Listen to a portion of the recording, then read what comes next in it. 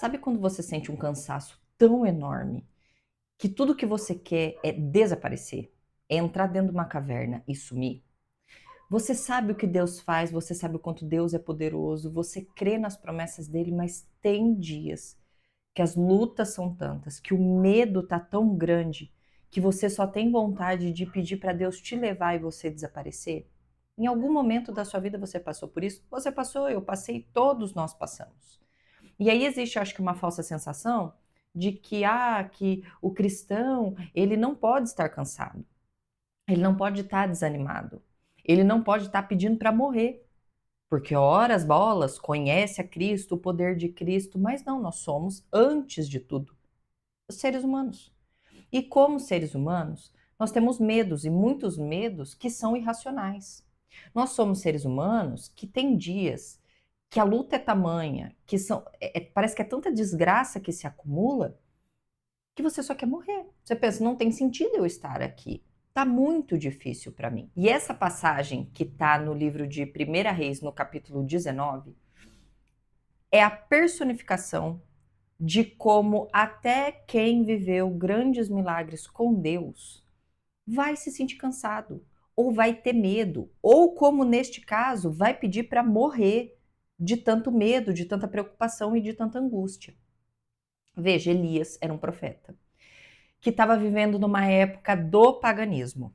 Tinha uma rainha calacrada, tal da Jezabel, que falou assim: vamos espalhar o paganismo. Então eles tinham o deus do vinho, o deus do vento, o deus da chuva, vários deuses. Adoravam diversos deuses. E Elias surge, esse profeta, como uma resposta, como uma voz de Deus para o seu povo, do tipo: só existe um Deus. E aí eles vão para aquele famoso encontro no alto de um monte, colocam um sacrifício, de um lado os profetas de Baal, de outro lado Elias, e vem aquela assim: quem conseguir queimar este sacrifício, o Deus que conseguir queimar este sacrifício é o verdadeiro Deus. Jezabel manda os seus melhores profetas de Baal, eles ficam lá implorando, tipo, desce fogo, e faz, e dança, e Elias debochadíssimo, que fala assim, fala mais alto, que eu acho que ele não tá te escutando. E aí depois de toda essa papagaiada, Elias faz uma simples oração, vem fogo do céu, que queima o sacrifício, até a água que estava em volta seca tudo, assim, e fica muito claro, naquele momento, quem é o verdadeiro Deus. Então os profetas saem dali, além de humilhados, mortos. Só que Jezabel não se dá por vencida. Ela é mulher, meu amor. Ela não vai aceitar assim, de mão beijada, que ela foi humilhada, porque não foram só os seus profetas. Acabou que Jezabel, que era uma rainha pagã, acaba sendo muito envergonhada. E ela faz uma leve ameaça. A Acabe vai lá, que é o marido dela, e conta para ela tudo que Elias tinha feito. E aí, no capítulo 19 de 1 Reis, versículo 2, diz assim: por isso Jezabel mandou um mensageiro para Elias. Mandou o X9zinho lá e falou assim: ó, que os deuses me castiguem com todo rigor se amanhã, nessa hora, que foi a hora que ele desceu o fogo do céu, eu não fizer com a sua vida o que você fez com a deles. Jezabel é rainha. Jezabel tem um exército do seu lado. Ela vai e manda esse recadinho bem amistoso para Elias. E aí, qual que seria, em tese, muito assim, ó, na nossa imaginação, que Elias deveria se comportar? Elias acabou de ver, lá em cima do monte, um milagre. Não só isso, ele tinha deixado o povo sem chuva durante muito tempo e vai lá um dia e fala que desce chuva e a chuva desce. Vai lá e manda fogo do céu e o fogo vem. Ou seja, Elias está vendo uma sucessão de milagres. E essa sucessão de milagres, consequentemente, mostra que o Deus que faz esses milagres é muito poderoso. Então, é muito assim, direcionado pra gente pensar que Elias ouve isso e vai fazer o quê? Minha filha, Deus acabou de fazer fogo do céu descer. Tu acha mesmo que eu vou ter medo de você? Você acha mesmo que as suas ameaças vão me pegar? Mas não é isso que acontece. Lá no versículo 3, Elias teve medo e fugiu para salvar a sua vida. Em Berseba de Judá, ele deixou o seu servo, entrou no deserto caminhando um dia inteiro. Aí ele chega num pé de uma árvorezinha, senta-se debaixo dela e ora, pedindo a morte. Já tive o bastante, Senhor. Tira a minha vida, não sou melhor do que os meus antepassados. Aí ele deita na árvore e dorme. Um cara que acabou de ver todo o poder de Deus, tudo o que Deus pode fazer. E ele tá com medo. Não só com medo, ele tá com aquele medo que é o medo mais o cansaço que a gente tem na vida diversas vezes. A gente tá com medo de uma situação porque a gente não consegue entender o que vai ser, para onde é que vai, se vai dar certo ou não, mas ao mesmo tempo você também tá muito cansado. Você tá exausto. Meu Deus do céu, e é um cansaço físico, é um cansaço emocional, é um cansaço que a gente não consegue colocar nem em palavras. O que é esse cansaço? E aí junta esse medo, essa angústia, mas todo esse cansaço que chega em momentos como você pode estar passando, e como eu já passei em alguns, de pedir para Deus, Deus me leva para a glória. Eu não aguento mais. Eu cheguei no meu limite, Deus. Não, eu não sou o Rambo, não, para o senhor ficar me colocando tanta luta. Não dá. Quero fugir. Por mais que Deus já tenha dado diversas provas do seu poder na sua vida, do quanto ele pode te abençoar, do quanto ele pode te proteger, do quanto ele pode te cuidar. Nos momentos onde eu estou com muito medo, aliado a muito cansaço, é comum que a gente acabe se esquecendo de tudo que Deus já fez. Questione até o poder dele, olhe para a circunstância e diga: dessa vez não vai dar certo. Dessa vez não vai rolar. Dessa vez não vai acontecer.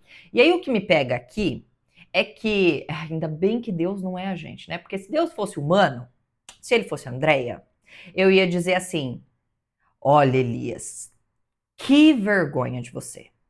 Acabei de te dar mostras de tudo que eu sou capaz e tu tá me pedindo pra morrer. Você tá com medo de Jezabel. Toma atento. E eu ia dar-lhe um esculacho no Elias. Mas ainda bem que Deus não é André.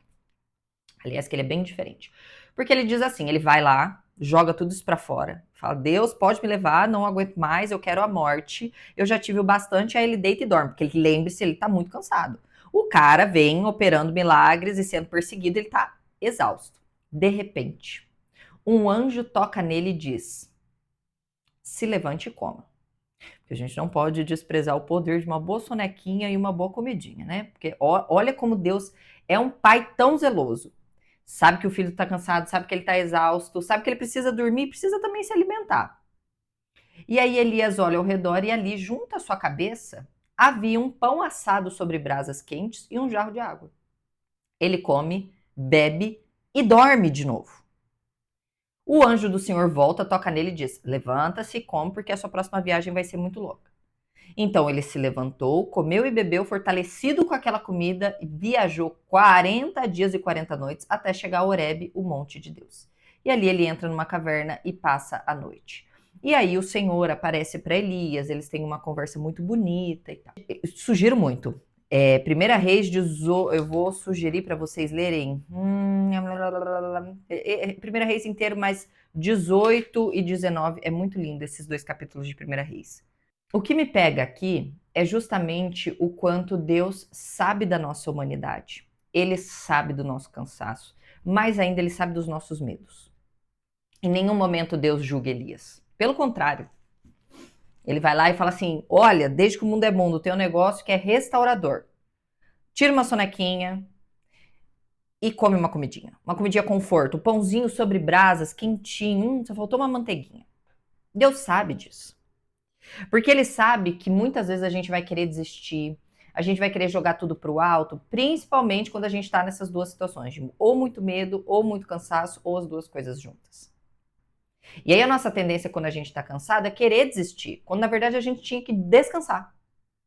A primeira coisa que vem na nossa mente é: eu vou desistir, eu vou largar, não é pra mim, tá muito pesado, tá muito difícil, quando na verdade remédio pra cansaço é descanso, não é desistência.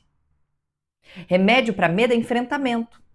E aí Elias ainda vai ter algumas tarefas aí para fazer, e Deus dá o alimento para ele justamente para ele se fortalecer, porque para enfrentar medo a gente tem que estar forte. Esse é um lembrete para você e para mim, muitas vezes quando enfrento esses períodos muito desafiadores, primeiro para dizer que Deus não se assusta, ou ele não se decepciona, ou ele não gosta quando você está com muito medo ou muito cansado. Deus sabe do que a gente é feito. Ele sabe dos nossos sentimentos. Ele vai nos acolher. Vinde a mim todos que estão cansados e sobrecarregados, e eu vos aliviarei. Jesus fala isso já lá no Novo Testamento. Ele sabe que a gente vai ter nossos momentos de cansaço. Ele sabe que a gente vai ter os nossos momentos pedindo para ir de arrasta. Ele sabe disso. E ele acolhe. Mas ao mesmo tempo, ele vai nos dar ferramentas para continuar enfrentando essas batalhas que a gente precisa enfrentar. Não se esqueça, tá tudo bem esse tipo de sentimento, tá tudo bem às vezes até querer desistir de tudo. Mas hoje Deus te convida a chegar aos pés dele para encontrar o descanso, para encontrar o alimento, para superar essa fase que está na sua frente. Ele não desampara. Ele alivia carga. Eu sei que o pensamento é de desistência, mas corre para o pé dele porque você vai encontrar paternidade e cuidado.